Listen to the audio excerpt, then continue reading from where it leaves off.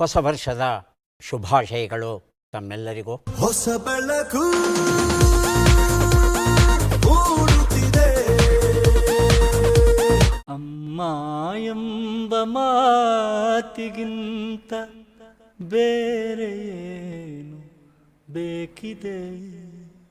ಯಾವ ಕಾರಣಕ್ಕಾಗಿ ಸಂಗೀತ ತಂದೆ? ಮನಸ್ಸಿಗೆ ಖುಷಿ ಕೊಡುತ್ತೆ ಅಂತ.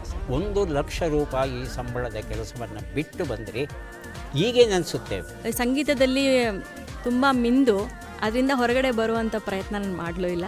ಈಗ ಸಂಗೀತವನ್ನು ಬಿಟ್ಟು ಬದುಕೋ ಶಕ್ತಿನೂ ನಮಗಿಲ್ಲ. ಇರುವೆಯ ಸನಿಹವೆ ನೀನು, ಬರುವೆಯ ಸನಿಹಕ್ಕೆ ನಾನು.